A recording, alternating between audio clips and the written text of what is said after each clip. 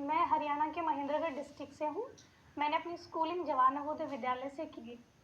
ये जो खिलाड़ियों ने आरोप लगाया है, ये क्या समझते हैं आपके? कुछ बात चल रही है इस तरह की, मीडिया में आ रही है कि ये पॉलिटिकली मोटिवेटेड है क्योंकि यूपी के लोगों का कब्जा हो गया था, जबकि रेसलिंग जो है वो मोस्टली हरियाणा के लोग करते हैं, तो उसमें पॉलिटिकली मोटिवेटेड है या जेन्युइन कंप्लेंट है आपके विचार में? सर, अभी खिलाड़ियों ने ऐसा आरोप लगाया है, इसके लिए स्पोर्ट्स मिनिस्ट्री ने मैरी कॉम जी की अध्यक्षता में कमेटी बिठाई है, लेकिन जब तक आरोप सिद्ध नहीं हो जाते हम ये नहीं कह सकते कि सर कहाँ फॉल्ट है। तो कुछ भी नहीं कह सकते। Yes sir. चलिए, वेरी गुड। निम्बी क्या होता है? निम्बी सर, निम्बी एक्चुअली मेरे गांव का नाम है। हमारे वहाँ सर पहले नींबू के पेड़ हो जाते थे, तो सर इस वजह से। तो देहात में मैंने देखा है कि गाय आकर के रात को आके गाय खेत चर जाती हैं और लोग पूरी पूरी रात जागते हैं अपने खेत को बचाने के लिए। तो बड़ी भारी समस्या है। तो इसका क्या हल आपको दिखाई देता है? क्या किया जाए? इसके लिए सर दो स्तर पर कार्य किया जा सकता है। एक तो सर जो खेत है उनकी फेंसिंग की जा सकती है, जैसे बाड़ लगाते हैं जिस वजह से। लेकिन सर इसका जो स्थायी सॉल्यूशन है वो ये है कि जितनी भी गायें हैं सर उनके लिए गौशाला बनाई जा सकती हैं, ताकि उनको सर चारे की उपलब्धता हम वहीं करा तो सकें। कौन बनाएगा, कौन चलाएगा? सर इसके लिए तो गवर्नमेंट और एडमिनिस्ट्रेशन को शुरुआत करनी पड़ेगी, उसके बाद सर जो गांव वाले लोग होते हैं वो सहयोग करते हैं। आपको लगता है सरकार गौशाला चला सकती है? सर शुरुआत कर सकती है। अच्छा, खैर, सीरियस फ्रॉड किसको कहते हैं? जैसे ये अभी अडानी का कुछ चल रहा है। Yes sir. सर ये बेसिकली स्टॉक मैनिपुलेशन को लेकर है। अगर इसको सीरियस फ्रॉड कैटेगरी में गिना जाए तो कितनी मात्रा के ऊपर इसको सीरियस फ्रॉड में गिना जाता है? सॉरी सर, टेक्निकली 100 करोड़ के ऊपर हो जाए तो सीरियस फ्रॉड कहते हैं। अभी भारत चीन के साथ जो आबादी के मामले में क्या हुआ कुछ?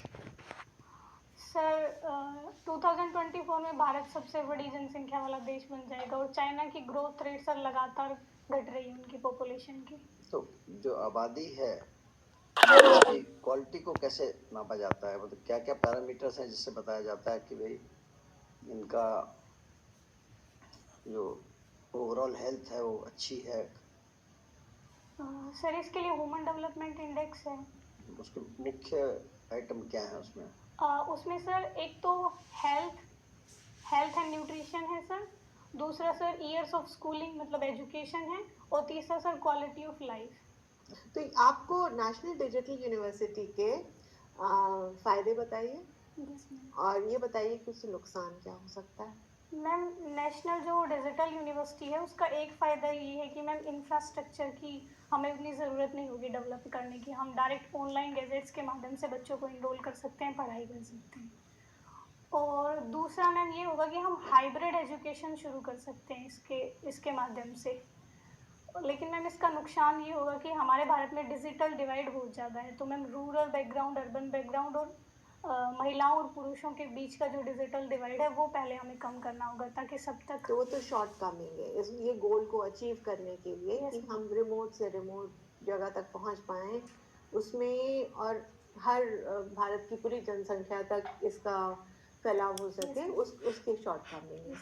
लेकिन इससे क्या ऐसा हो सकता है? जी मैम, इससे ये हो सकता है कि पर्सनैलिटी डेवलपमेंट थोड़ा सा मैम बच्चों का कम हो सकता है, क्योंकि जब बच्चे एक क्लास में बैठते हैं तो वहाँ जो सोशलाइजेशन होता है मैम, वो शायद हम अगर डिजिटल यूनिवर्सिटी पे पढ़ेंगे तो उसमें थोड़ी कमी आ सकती है। लीडरशिप से आप क्या समझती हैं?